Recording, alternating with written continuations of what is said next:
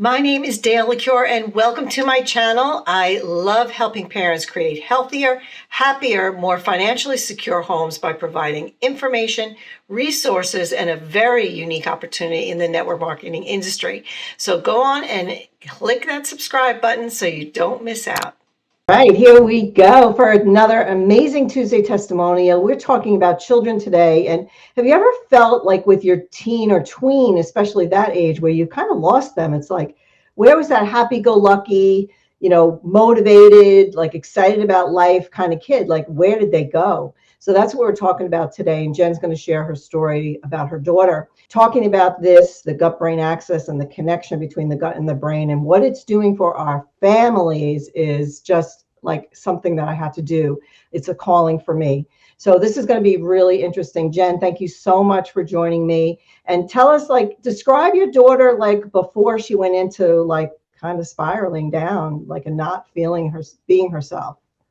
So my daughter, I like to always say that she's my idol and I want to be just like her when I grow up. She's amazing. She's talented. She's very athletic. She's always high achieving in school. She's very creative.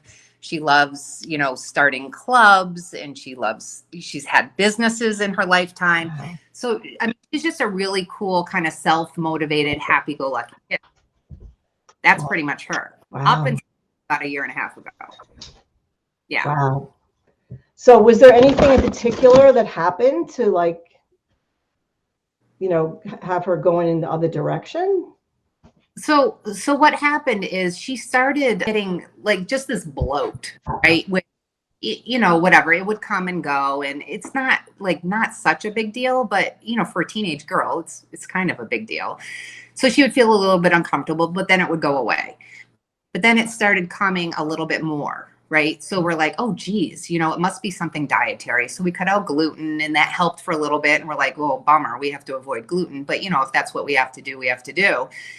Then that wasn't working. Then we cut out dairy. Then we're going, I don't know if anybody's familiar with low FODMAP eating. It's just really kind of isolating and trying to eliminate anything that could be causing digestive distress.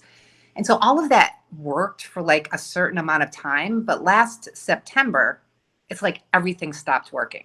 Wow. She got this distention in her belly that seriously, it looked like she was 8 months pregnant, and it didn't go away. So for 3 months straight, she had this distension that would cause extreme discomfort. She's playing lacrosse at a high level. We're traveling around to, different college showcases, and she just wasn't feeling good. And then the big thing so that in itself is bad. She would throw up sometimes in the middle of the night, just wake up. I mean, not a ton, but probably, at least a handful of times, which is a little bit scary. But I think the scariest thing is that as this went on during that 3-month stint, especially, I felt like I started to lose her. She is not somebody who has ever experienced, anxiety or depression. And that was really coming on and very, very much so altering just the way that she felt. She had lost all of her creativity. She really she would come home and just be super, super tired. She'd keep to herself. She didn't want to go out with friends. I mean, it was pretty scary. Wow.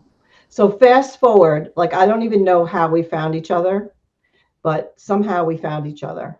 And you started reading about and hearing other stories around gut issues and children and anxiety and depression and all that stuff. Yeah, so that's fast forward.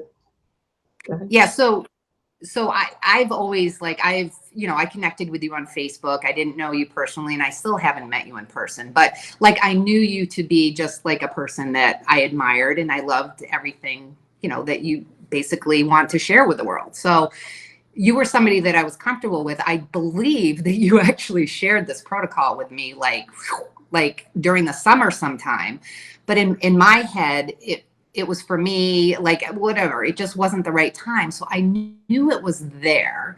And for some reason, so at the end of that 3-month stint, at the end of last year, when we were just oh my gosh, what are we going to do? Pretty much the regular doctor was saying, she's just going to have to live with it. I mean, we did upper GI stuff. We did blood testing. We couldn't get to the bottom of it, and they couldn't help. I had thrown every type of supplement, against it. and just nothing. And we had done all the food elimination. So we really were in a bad place. And for whatever reason, I just remembered that you had shared something with me. And I'm like, what was that? So I kind of dug it out. I found there's a video that I watched that seemed to make a lot of sense to me. But I mean, it didn't say, oh, do this and your daughter's going to feel better, like all her gastrointestinal stuff. Like, it didn't say that. But there was just something saying, listen, try it, right? If nothing else, it can't hurt her, and it certainly may help in some ways. And so it was funny because you didn't even know. I know. You didn't even. I had grabbed the protocol. Like, I ordered it, I started it. And I think by the time you even got to me and realized that we had done it, she was 6 days in. And 6 days in, that distension that had been there for 3 months, gone completely, and has never come back. Wow. Okay. Now, I'm smart enough to know that, like, it takes a while for the gut to heal. And so that's exactly what continues to happen now, 3 months in from starting at the beginning of January. So no more distension, no more bloating. Some of the foods that we had eliminated, she's able to incorporate back in.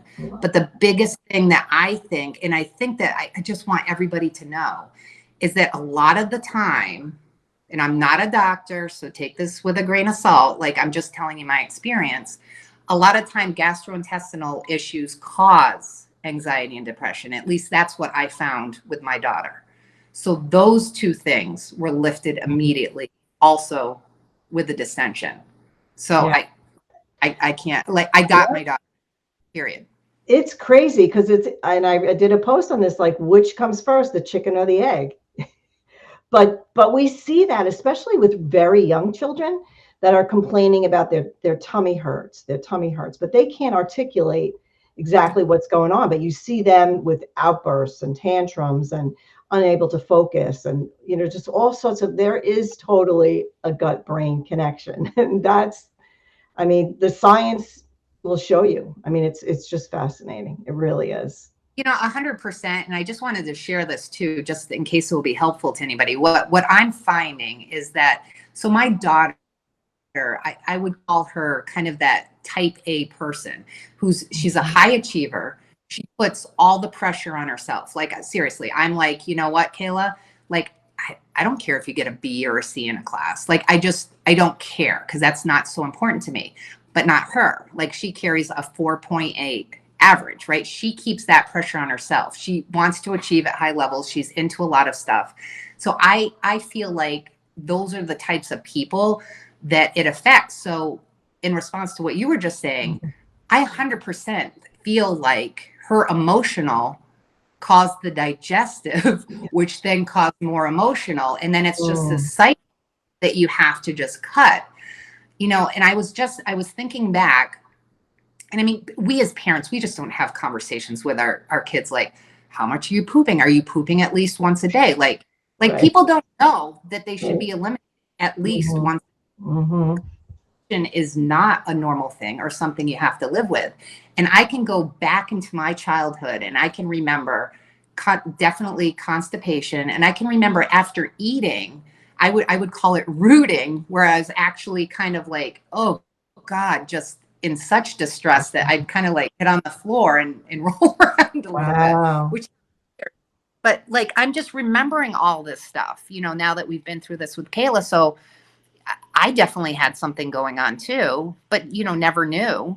So. Right. Yeah, it's true. And I know people don't like to talk about that, but it's huge. They don't. It's huge, because when you're backed up like that, you're releasing toxic gases and stuff into your body. So yeah, I mean, that's huge. I mean, that's basic. I think we almost forget, like, the basic things that our bodies need, like food and water and sleep and air and exercise, you know, and it all affects the gut. And when it affects the gut, when the gut gets out of balance, then it's not releasing those neurotransmitters, those feel-good chemicals like serotonin and dopamine and norepinephrine and all this stuff. And so there's this, again, the chicken and egg, which came first, you know, the poor diet or the, go ahead. Yes. the one thing that I really learned, and you can fill in this because I never memorized stuff, but I wasn't aware that the majority of like your happiness hormones, you know, your dopamine, your GABA, all of that is created in the gut. So when your gut is not functioning, your body can't produce what it needs to be happy and to be stress-free. And that's all that this is doing. It's getting our body working as it should so that we can feel good. I mean, it's so basic, so basic. I know it's fascinating, and when you look at the science of it, it's there. All right. Well, thank you so much. Any last words to parents that are watching? Now, you know what?